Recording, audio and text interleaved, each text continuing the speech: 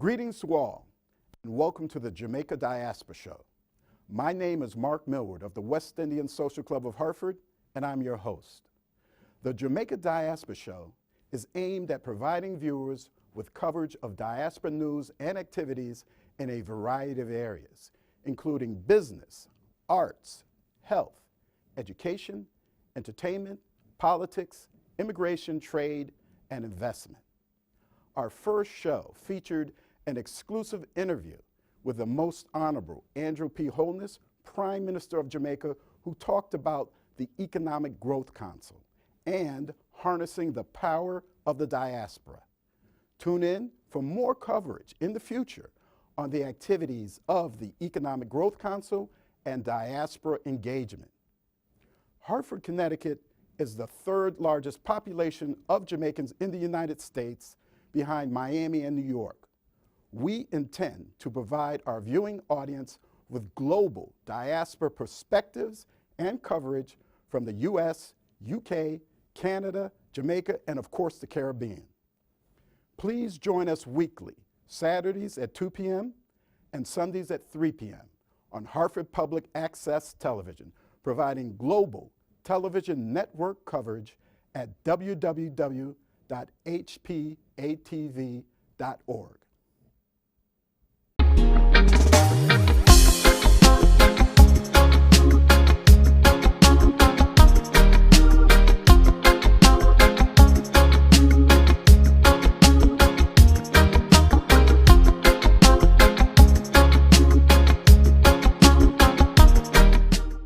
One. And we're back on the Jamaica Diaspora Show. My name is Mark Millward on Hartford Public Access Television. Now we are here with a special guest of mine, Sabrina Richards, who is a bartender at the Arms of Charms Guesthouse. So what I've learned since I've been here is that Sasha is very, very knowledgeable about things that go on in Jamaica, and she has a strong opinion. And she has very good insights into certain situations where we know that Jamaica is not a perfect place, and we know that there are things that go on here that back home in the States people are not aware of. So we hear the news, we hear or read the newspapers, but it's good to be able to sit and talk with a local citizen who has experienced all of the situations that occurred. Since for the last 2 years we've had the COVID pandemic, all the things that are affecting the country, the people at the grassroots level. We typically talk to people that are ministers or people in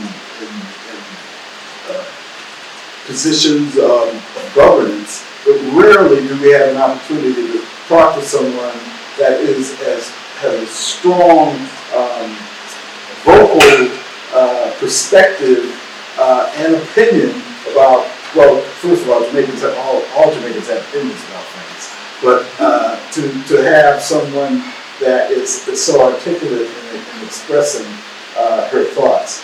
Welcome, Sasha, to the Jamaica Diaspora Show. First of all, I want to know where you were born. Where were you born? Thank you for having me, Mark.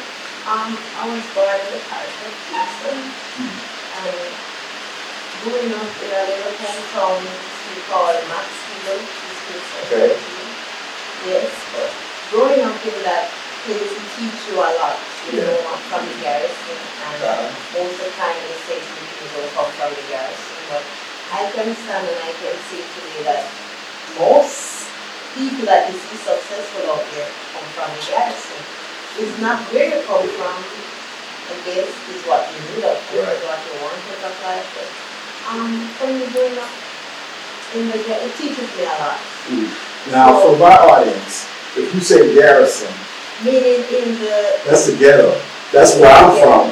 Okay, I just wanted to know what the Garrison is Okay. because they may not pick that up. Okay. All right, I'm from the ghetto. Okay, and but you know, so that's all I wanted to express there. Everybody knows Trenchtown. Okay, that they know that yeah, they say nothing good comes out of Trenchtown. I know doctors that come out of that came out of Trenchtown. I've worked with medical doctors that have medical missions that come back to Jamaica every year. In fact, when I go back home, he does boat rides and he raises hundreds of thousands of dollars and he comes back to Jamaica and he does these medical missions. So go on. I didn't mean to interrupt you, but I just wanted the audience to know what the Garrison is. okay, and thank you for explaining. Okay, so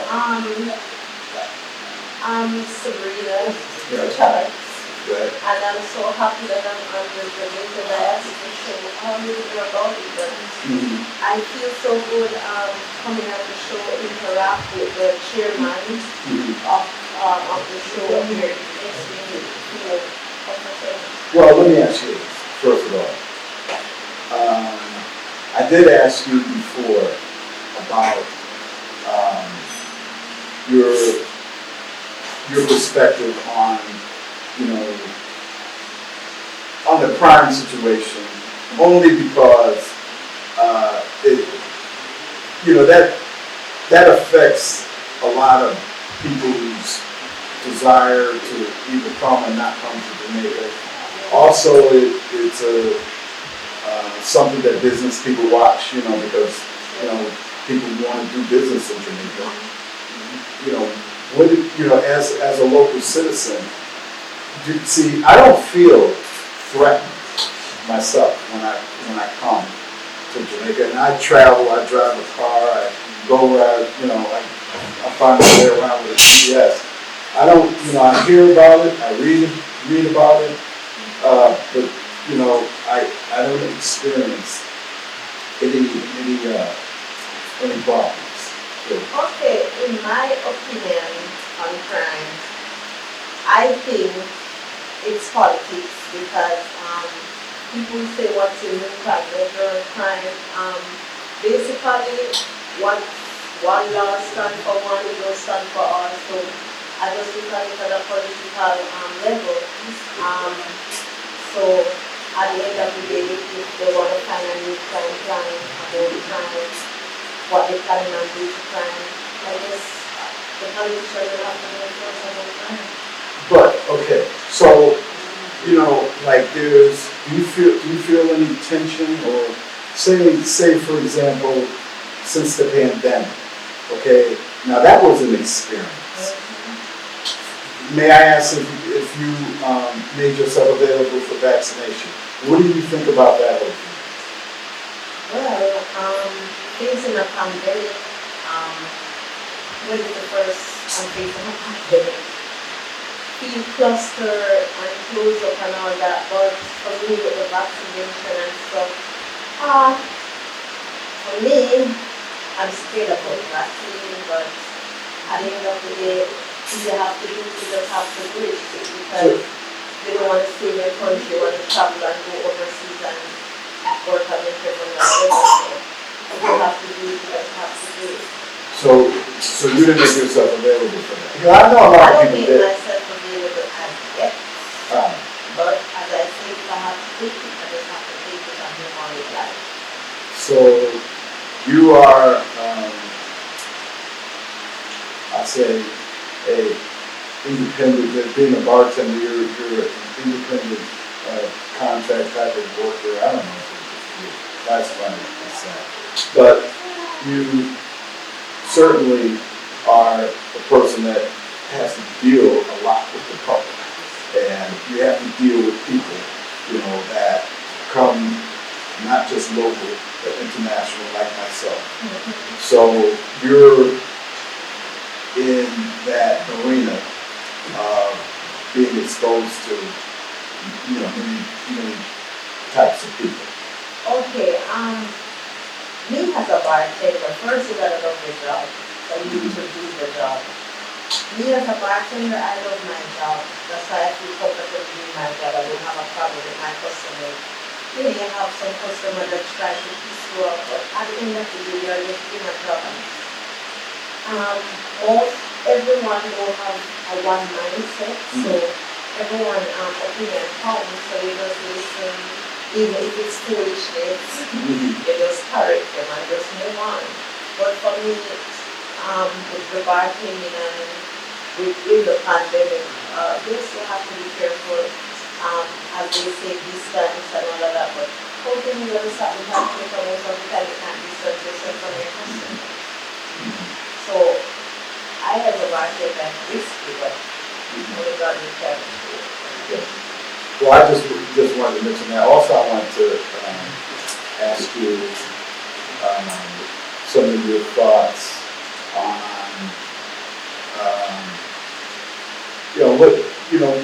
what pretty much, aside from you being the bartender at the Arms and Charms Guesthouse, what are your thoughts? What are your concerns, I would say, beyond the work environment? What are your concerns for Jamaica? What are your concerns for your future?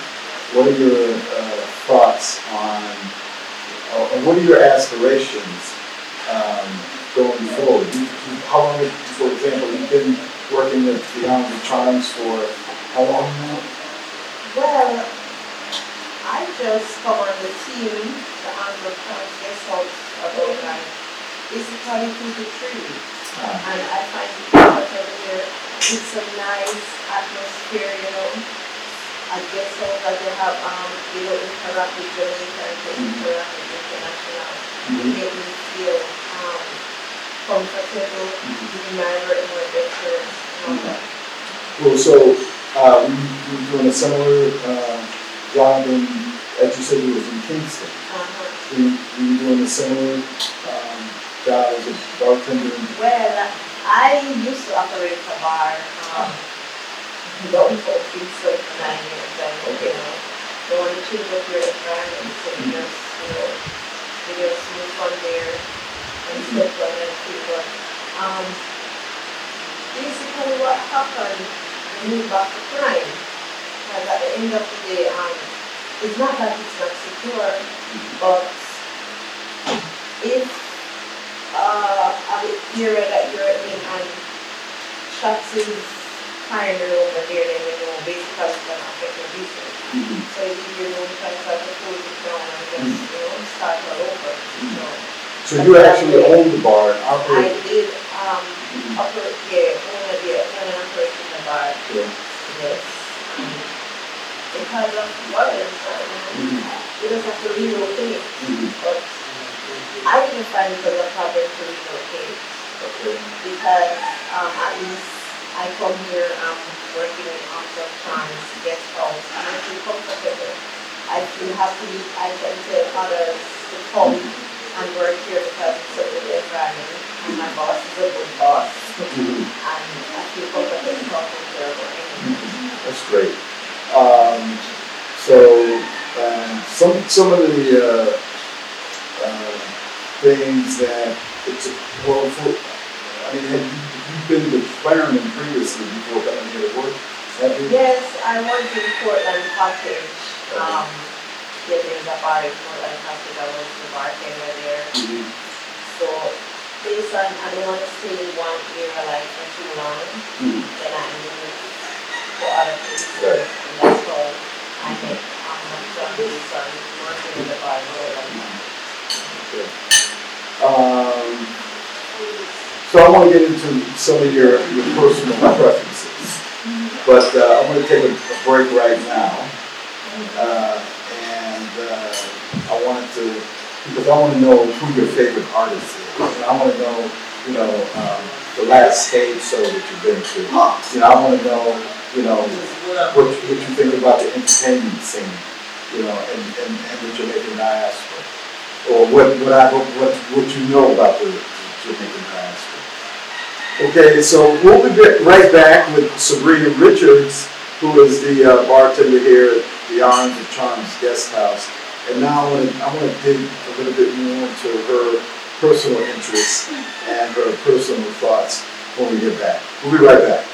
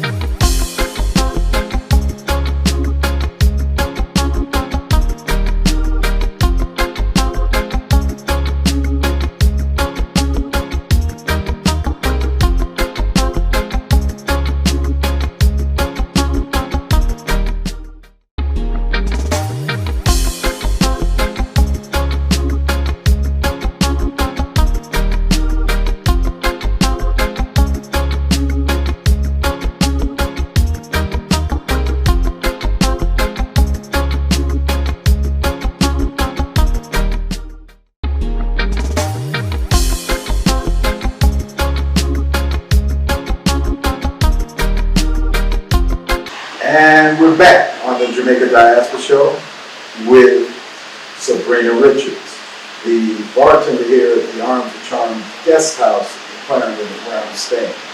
So since being here since Saturday, I've been getting to know Sasha, and I've been getting to know her thoughts on things that are happening in Jamaica, as well as her perspectives on different situations that are ongoing.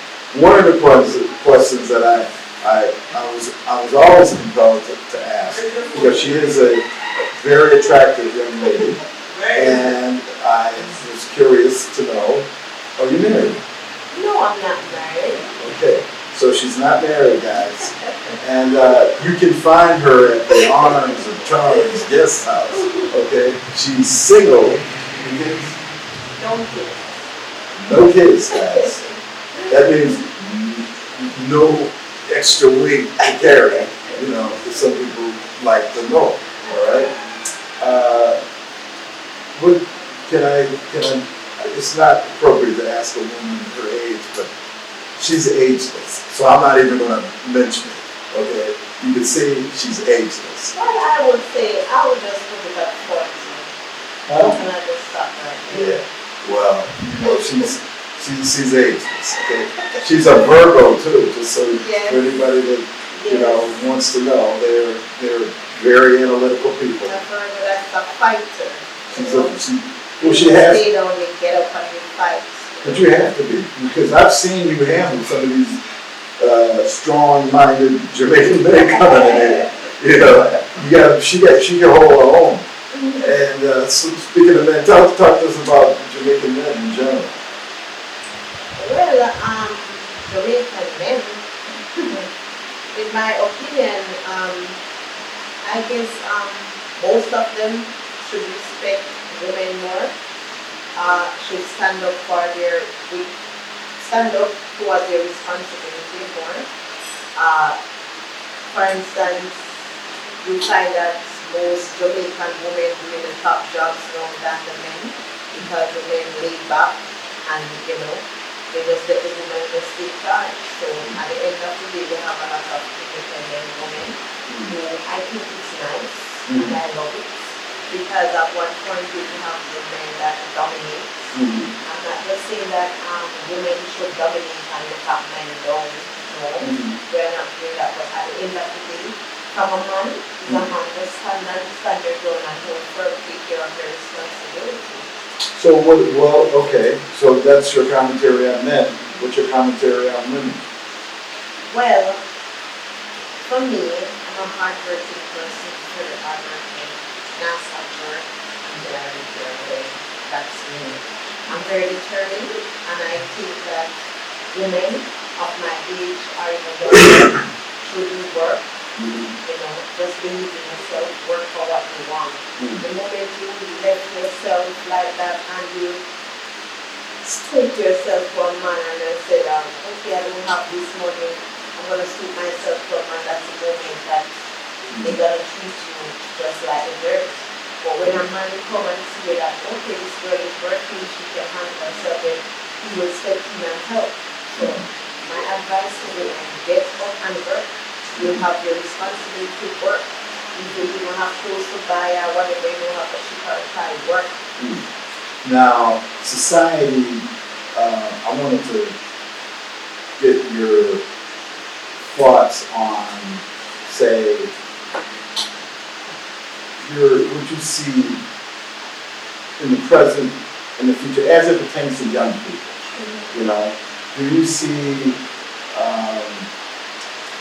some people have spoken on,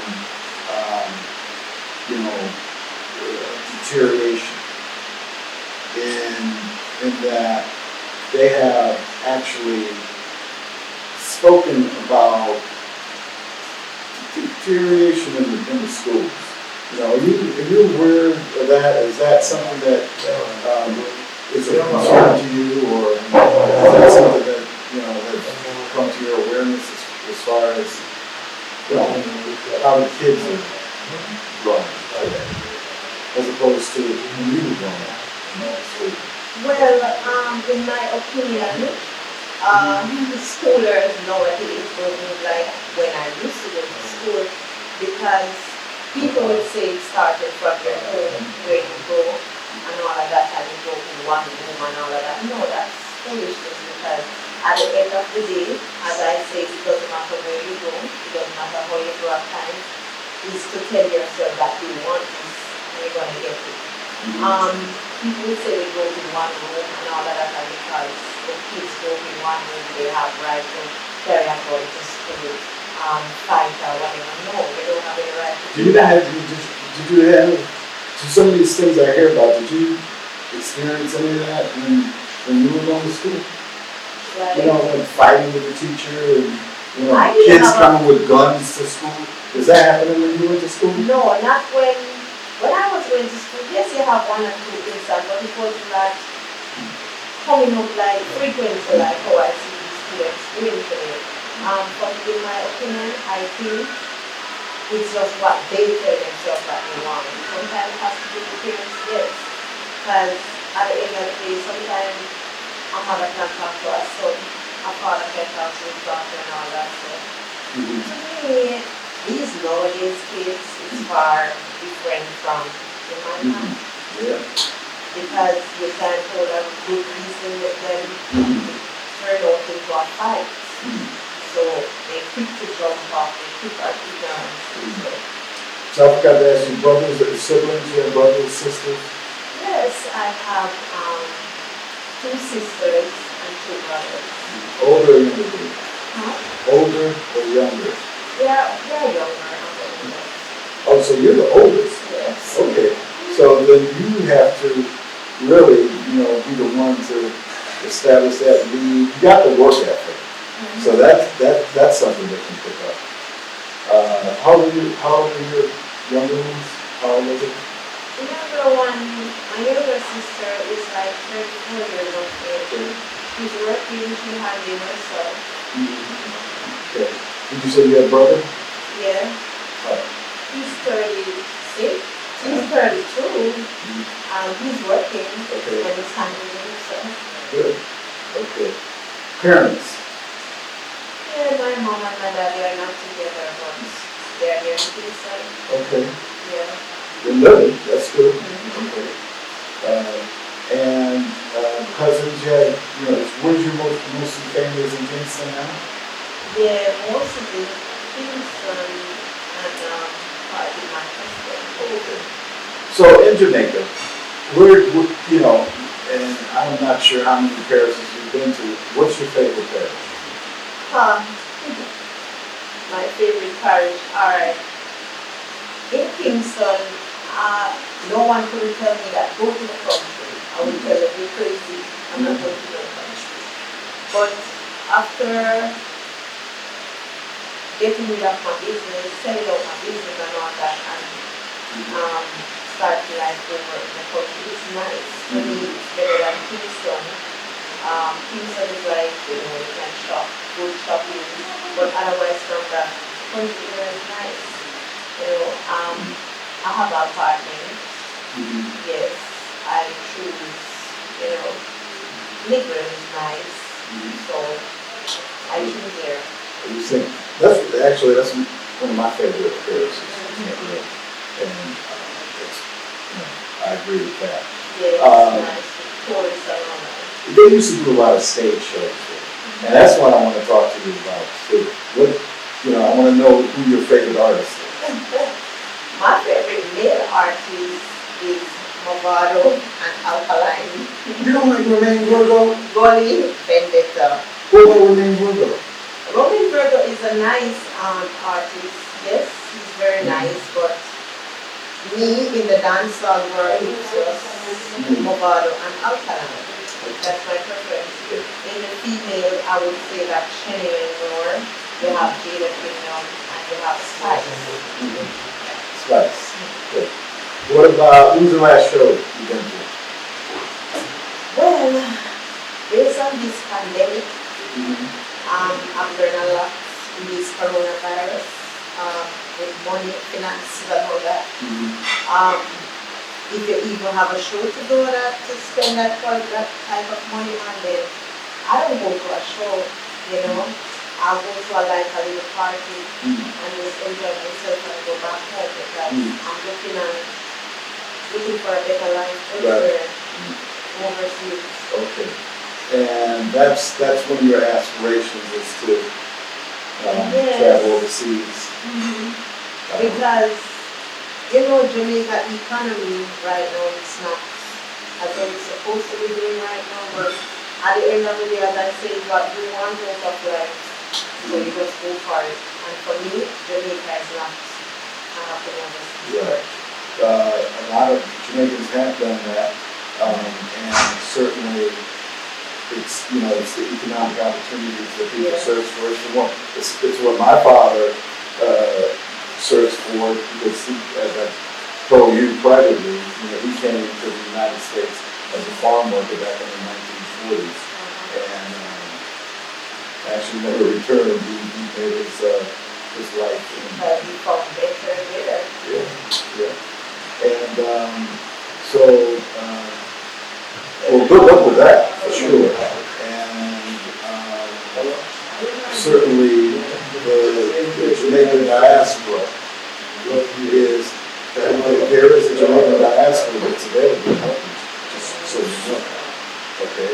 There are people and organizations that provide support for immigration, okay, as well as, like I talked to you about the areas of where the diaspora is concerned, the areas of health, education, and I said immigration is an area where they offer health, politics, trade, investment, that the Jamaicans that, not just Jamaicans, but the Caribbeans that have migrated to the United States, to Canada, to the UK, they have formed organizations specifically to help receive Jamaicans or Caribbean people choosing to migrate. The organization that I'm a member of in Hartford, Connecticut, by the way, that we keep remembering, Hartford, Connecticut is the third largest population of Jamaicans in the United States, and the largest immigrant population in Connecticut is Caribbean. But that organization that I'm a member of is called the West Indian Social Club, Hartford, and it is called the Home Away from Home, and it is meant to be that for, can you imagine, people that, especially someone coming from Jamaica, coming to the United States, and, need to, be in an environment where, they can experience their culture, their language, and their food. And so some of these organizations are designed for them. Yeah, because for me, with the opportunity, why I want to go overseas, a better life, a better opportunity, because I always want to be in the culture. But, there are certain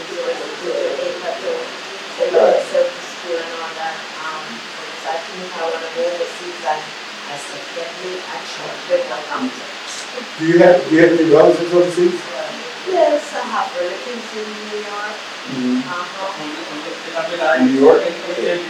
Yeah, I mean, because it seems like Jamaicans have relatives all over the world. And I got relatives in U.S., UK, here in Jamaica, of course. I said Canada, UK, and his son's got relatives in those places as well, and also in Germany. So, well, I think that I want to wrap it up. Is there anything that you feel that I missed that you want to talk about for purposes of your future aspirations? Is there anything else that you would like to mention? Counting is something that you have a desire to pursue. Okay, for me, I'm a bartender slash massage therapist. Yes, I'm doing my hand. So, I do sales in one occupation, making money. I try to do stuff to make my money. So, massage is a good thing, to massage the tourists, and if you're happy with your massage, you get to feel good and it makes you feel great. See, now, I'm glad you mentioned that, that you're a masseuse, because, that's, I noticed that, Charmaine has a hair problem. Yes, for that, massage. yeah, that's not out there. So, is that something you plan on getting up?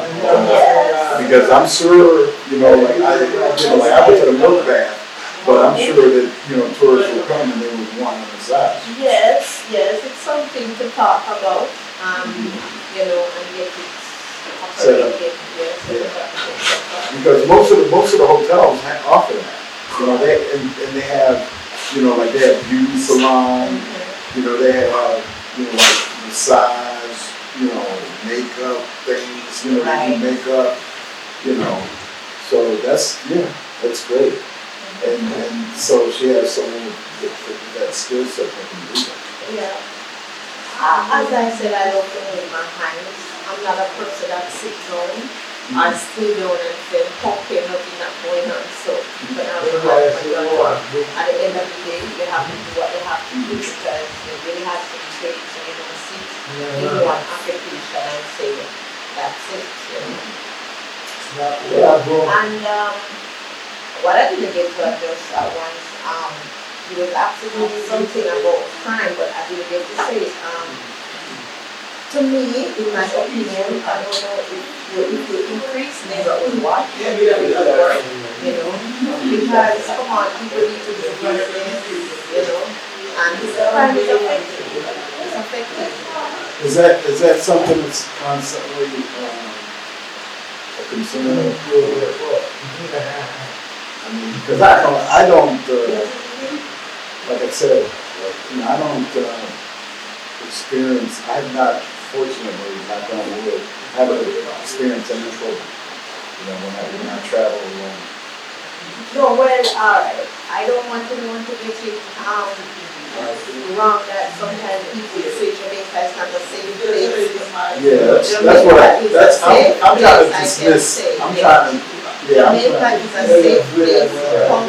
Jamaica is a nice place to come. It's just at the end of the day, the world is watching. And there's so much media. And so you have to try to get rid of certain things. So, but this, differently from the crime, Jamaica is a safe place. Beautiful beaches, restaurants, and the arms restaurants, Guesthouse here, it's so beautiful. You can keep your party at the poolside and whenever you want to enjoy yourself. You still have good in Jamaica. Okay, people say Jamaica gone to the party. No, we're not going to the party. You still have good people here. And there's certainly a lot to see. Beauty is everywhere. sitting right next to me is one of Jamaica's beauties. And we're so pleased. We're so pleased to have you on the Jamaica Diaspora Show. Thank you very much for gracing us with your presence. We appreciate it. And I'm sure our viewers will be also very pleased to see this show. I took some pictures of her. I'm going to flash those. Remember we took our break? Some of those. Because she's pretty lively. And I took some. She wasn't even aware that Jamaicans are very strong in their conversations. And I took some pictures of you when those guys were like. I was saying to myself, boy, these guys are like going at her and she's holding her own.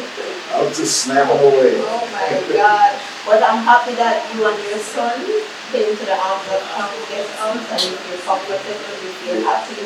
And I'm so happy to talk to you. Yes. And indeed, we're very pleased to meet you as well. And thank you for joining us on the Jamaica Diaspora Show. I appreciate it. We'll be back with more programming on the Jamaica Diaspora Show next week on Harvard Public Access Television. Stay tuned for what's next.